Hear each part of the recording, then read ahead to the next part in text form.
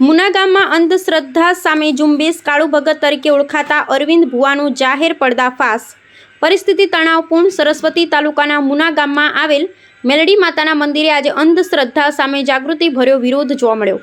મુના ગામમાં લાંબા સમયથી પોતાને કાળુ ભગત તરીકે ઓળખાવતો અરવિંદ ભુવા દ્વારા ગરીબ અને નિર્દોષ લોકોને ભોળવી છેતરપિંડી કરવામાં આવી રહ્યા હોવાના ગંભીર આક્ષેપો સામે આવ્યા છે। આ મુદ્દે ઠાકોર સમાજના આગેવાન રાયકરણજી ઠાકોર દ્વારા ભુવાઓની અંધશ્રદ્ધા અને અંધવિશ્વાસ સામે નવી ચળવળ શરૂ કરવામાં આવી છે। આ ચળવળના ભાગરૂપે આજે તેઓ મુના ગામે પહોંચ્યા હતા અને જાહેરમાં અરવિંદ ભુવાના અંધવિશ્વાસ ભર્યા કારનામાઓનો પર્દાફાશ કર્યો હતો। આ દરમિયાન અરવિંદ ભુવાના સમર્થકો દ્વારા હુમલાનો પ્રયાસ કરવામાં આવતા ઘટના સ્થળે તણાવપૂર્ણ સ્થિતિ સર્જાઈ હતી। ઘટનાની જાણ થતાં આજુબાજુના વિસ્તારોમાંથી ઠાકોર સમાજના લોકો મોટી સંખ્યામાં સ્થળ પર પહોંચી ગયા હતા, જેથી મામલો વધુ ઉગ્ર બન્યો હતો। પરિસ્થિતિ કાબૂમાં લેવા માટે પોલીસ પણ તાત્કાલિક ઘટના સ્થળે પહોંચી હતી। આખરે જાહેરમાં અરવિંદ ભુવાએ માફી માંગતા મામલો શાંત પડ્યો હતો। ઘટનાને પગલે ગામમાં અંધશ્રદ્ધા સામે જાગૃતિ ફેલાઈ છે અને લોકોમાં સાચી સમજ વધે તેવી લાગણી વ્યક્ત કરવામાં આવી રહી છે। રિપોર્ટર પ્રવીણસિંહ જાદવ। રાયકરણજીને અમારા ઘરે આવ્યા હતા મુના માતાજીના મંદિરે।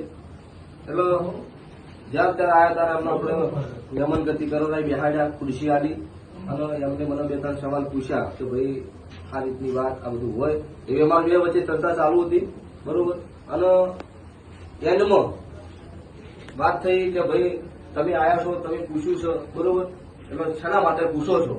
એટલે એમને કીધું કે અમે તમારું આ બધું ચેક કરવા માટે આવ્યા છીએ, બરોબર।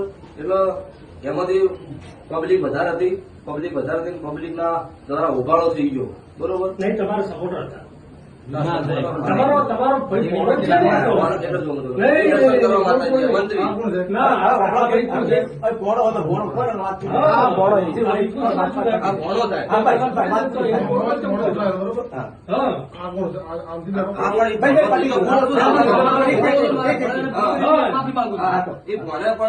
જે કોઈ કર્યું એને કાયદેસર માફી મંગાવશું ભાઈ, બરોબર। એમાં કોઈ બીજી વાત નહીં છે કે ખોટું કર્યું છે ઈ તો એના ઘેર જતો રહે, ભોગવવા અમાર થાય એવો ધંધો કરવો નહીં, ભલે મારા ઘેર નહીં આવે ચાલશે।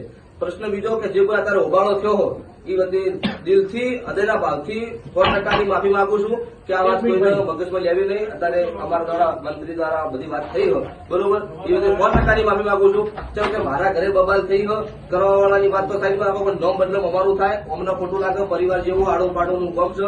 એટલે દરેકને આ માધ્યમથી જણાવવાનું કોઈને આ વાતમાં મન દુઃખ રાખવું નહીં, તો અમારો પરિવાર છે, કાલ દાડો ભેળું રહેવાનું છે। એટલે કોઈને મગજમાં ખોટી વાત ને ખોટી વાતમાં લેવું નહીં।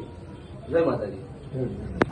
આજે અમે પાખંડ અને અંધશ્રદ્ધા વિરુદ્ધની અંદરના મુહિમના ભાગરૂપે આજે અમે મુના ગામમાં ચાલી રહેલા પાખંડ માટે અહીં આવેલા અને એ સમયે અમે એ સ્થળ ઉપર આજે ઊભા છીએ હાલ।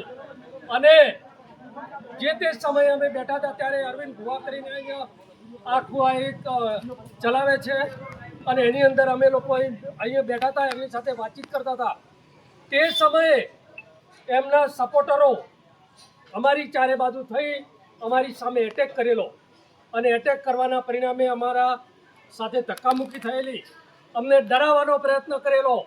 એટલે આવા જે મુહિમ ચલાવવાવાળાને આ લોકો એવો મેસેજ આપતા હતા કે અમારી સામે કોઈ પ્રશ્ન ના કરી શકે। એટલે મારે ખાસ કરીને ઠાકોર સમાજને અને બીજા જે અંધશ્રદ્ધામાં ફસાયેલા લોકોને મારે આજે વિનંતી કરવી છે કે આવા લોકોથી ડરો નહીં। આ લોકો તમારી સામે હુમલો કરશે, તમને કોઈનો દેવનો ડર બતાવશે, તમારી સામે જે પણ એવા હાથગંડા અપનાવશે, પણ આવી તમારે ક્યાંય પણ તકલીફ પડે તો અમને કહેજો, અમે તમારી સાથે છીએ। અને આવા પાખંડીઓ ક્યાંય પણ આવે તો તમે અમને કહેજો, અમે હવે કફન બાંધીને ફરીએ છીએ, એની કોઈ ચિંતા ના કરતા કે અને એને માફી માગી છે અને માફીને લાયક તો નથી છતાં પણ માફી માગી છે। એટલે મોટું દિલ કરીને ઠાકોર સમાજ અને અમે બધા એને માફ કરીએ છીએ। અને એનો એક કે બે માણસો જે બાકી છે એના વિડિયા નહીં આવે તો એ પણ કોઈ ગામમાં નીકળી ના શકે એવી રીતનું અમે કરશું। એટલે આજે તમને સૌને પણ આહવાન કરીએ છીએ કે આવી અંધશ્રદ્ધામાં કોઈ ફસાતા નહીં। આવા પાખંડીઓ સાથે કોઈ વ્યવહાર કરતા નહીં. એટલે આજે આપણે આમ તો ગણીએ તો આખા આ અંધશ્રદ્ધાનો પર્દાફાશ કરવાનો છે, આપણા સમાજમાંથી અંધશ્રદ્ધા કાઢવાની છે અને એના મુહિમના ભાગરૂપે હતા. એટલે આજે એમને માફી માગી છે, તો હાલ પૂરતું આપણે આ ચેપ્ટરને પૂરું કરીએ છીએ. પણ કોઈ જગ્યાએ આ લોકોને કોઈ ગામમાં ઘૂસવા ન દેતા એવું તો આપ સૌને આહવાન કરું છું. બોલો સદારામ બાપાની જય.